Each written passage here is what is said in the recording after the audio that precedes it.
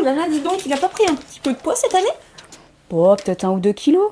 Alors, 1 ou 2 kilos, ça paraît assez peu si on faisait en référence à l'homme, par exemple. Ok. Mais il faut raisonner en pourcentage du poids du chien. D'accord. Et là, 1 ou 2 kilos pour Oli, ça représente 20 à 30%. C'est un peu comme si on avait pris cette année 20 kilos en passant de 60 à 80 kilos. Ah oui, quand même. Ce qui est important dans la note d'état corporel, c'est d'aller essayer d'identifier la présence de masse graisseuse en trop. On va poser ses mains sur le thorax. L'idée sans appuyer, c'est de pouvoir sentir les côtes juste dessous.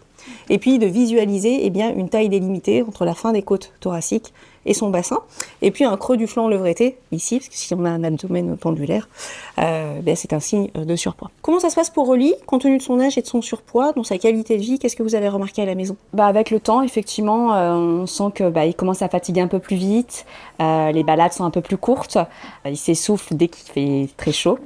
Donc sur cette fatigabilité ou ces troubles locomoteurs quand ils ont un peu plus de mal à bouger, bien évidemment, on va avoir un impact de l'âge, mais également, et ça va être majoré par le surpoids. Ok. Donc c'est vraiment important de prendre en charge ce surpoids chez l'animal âgé pour améliorer effectivement ce qu'on appelle les comorbidités, c'est-à-dire les autres maladies qui sont associées au surpoids. Ok. La prise en charge du surpoids chez le chien, elle est assez simple, assez binaire. On va contrôler d'un côté les ingérés énergétiques par le biais de l'alimentation, des friandises et des à côté, et puis stimuler la dépense énergétique. Sur la partie alimentation, on va choisir un aliment hypocalorique, donc pauvre en lipides et en glucides pour apporter moins d'énergie, et maintenir une quantité adéquate de protéines de bonne qualité pour maintenir sa masse musculaire. Ok.